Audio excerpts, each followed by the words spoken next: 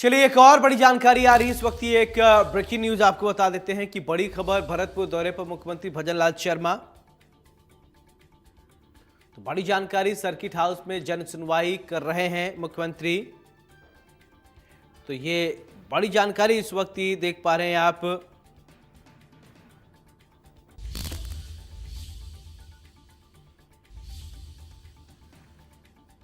तो तस्वीरें आप देख सकते हैं, भरतपुर दौरे पर मुख्यमंत्री, सर्किट हाउस में जन सुनवाई कर रहे हैं मुख्यमंत्री।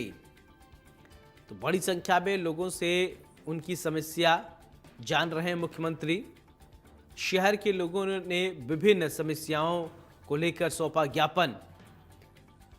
तो सर्किट हाउस में पुलिस और प्रशासनिक अधिकारी भी रहे मौजूद। तो भरतपुर दौरे पर मुख्यमंत्री भजनलाल शर्मा। तो सर्किट हाउस में जन सुनवाई कर रहे हैं। तो बड़ी जानकारी, शहर के लोगों ने विभिन्न समस्याओं को लेकर सौंपा ज्ञापन। सर्किट हाउस में पुलिस और प्रशासनिक अधिकारी भी मौजूद। तो भरतपुर दौरे पर मुख्यमंत्री भजनलाल शर्मा, बड़ी जानकारी देख रहे हैं आप। सर्किट हाउस में जन सुनवाई कर रहे हैं मुख्यमंत्री।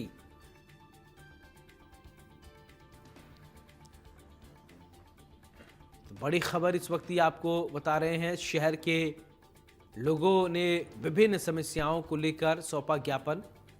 लोगों की समस्याएं सुन रहे हैं मुख्यमंत्री भजनलाल शर्मा। सर्किट हाउस में पुलिस और प्रशासनिक अधिकारी की मौजूदगी। भरतपुर दौरे पर मुख्यमंत्री भजनलाल शर्मा। तो सर्किट हाउस में जन सुनवाई कर रहे हैं मुख्यमंत्री। तो बड़ी संख्या में लोगों से जन सुनवाई, लोगों की समस्याएं सुन रहे हैं मुख्यमंत्री। तो ये बड़ी खबर देख पा रहे हैं आप। राजीव भट्ट मेरे साथ इसी खबर पर ज्यादा जानकारी के साथ जुड़ रहे हैं। राजीव, भरतपुर दौरे पर मुख्यमंत्री भजनलाल शर्मा लोगों से रूबरू हो रहे हैं, लोगों की समस्याएं सुन रहे हैं, क्या जानकारी है आपके पास? जी बिल्कुल, मुख्यमंत्री भजनलाल शर्मा 2 दिवसीय दौरे पर भरतपुर आए हैं। कुछ निजी कार्यक्रम थे, क्योंकि आज शादी के कार्यक्रम काफी हैं। फुलेरा दौज है आज, उसकी वजह से काफी कार्यक्रम थे और उनमें से कुछ शादियां उनको अटेंड करनी थी। और उसके अलावा यहाँ जो संभाग के और विशेषकर भरतपुर और डीग के जो विकास कार्य थे, या जो बजट घोषणा की गई थी, उस बजट घोषणा की और विकास कार्यों की समीक्षा बैठक लेनी थी। तो मुख्यमंत्री इस को समीक्षा बैठक लेने भरतपुर में आए हैं। कुछ निजी कार्यक्रमों को भी वो करेंगे। उसके अलावा यहाँ विभिन्न जो सामाजिक संगठन हैं, विभिन्न व्यापारिक संगठन हैं, तमाम जो मौजूद लोग हैं, भरतपुर के गणमान्य नागरिक हैं, उनसे भी मुलाकात करेंगे। भरतपुर का सर्वांगीण विकास हो, डीग का सर्वांगीण विकास हो, क्योंकि ये गोल्डन ट्रायंगल पर स्थित है भरतपुर। यहाँ काफी ट्रैफिक की संभावना बनती है, ट्रैफिक रोकने की, फॉरेनर्स ट्रैफिक रोकने की, पर्यटकों के रोकने की।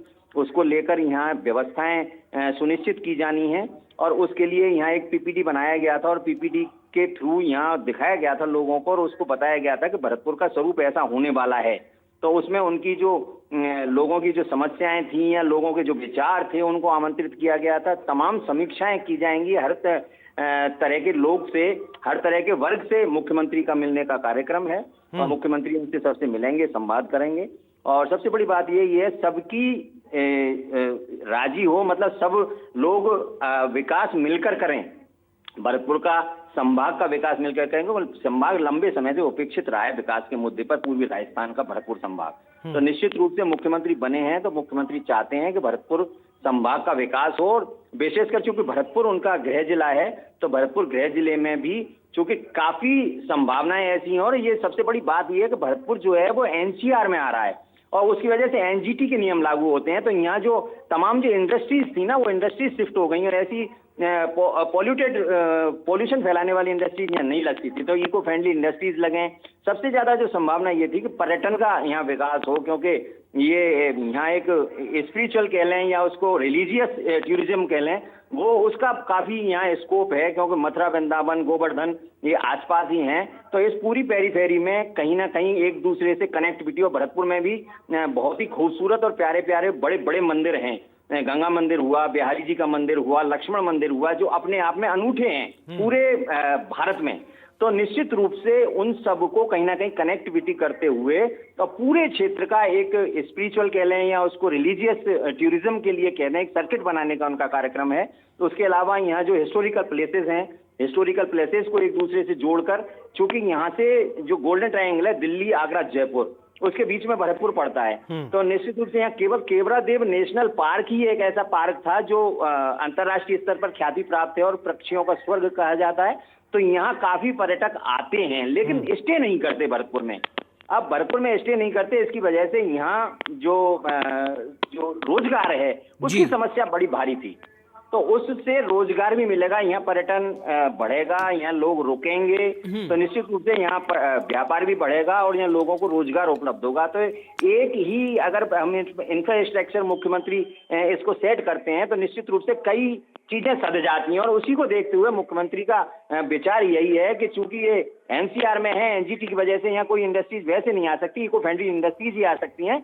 तो इनिशियली जो अपन डेवलपमेंट, इंफ्रास्ट्रक्चर डेवलपमेंट करके तो इस समस्या को भी, रोजगार की समस्या को भी दूर कर सके। बिल्कुल। अच्छा, लोग जो मुख्यमंत्री से मिलने पहुंच रहे हैं उनसे कुछ आपकी बातचीत हुई हो, या जो लोग जन सुनवाई में पहुंचे हैं कुछ उनसे अगर इनपुट्स मिले हों आपको?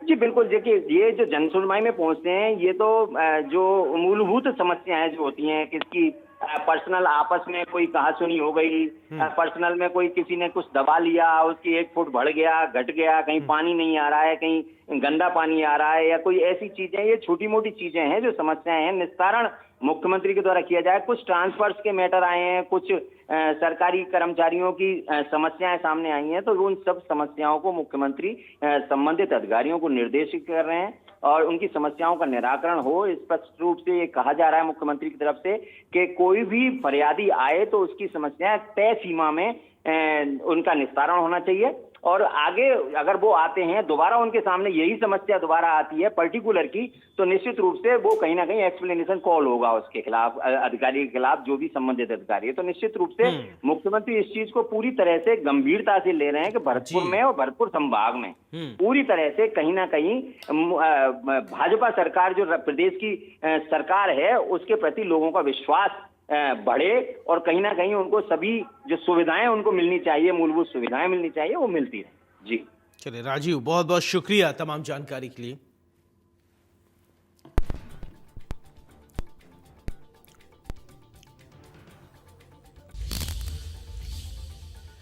विजयनगर से खबर, जहां पर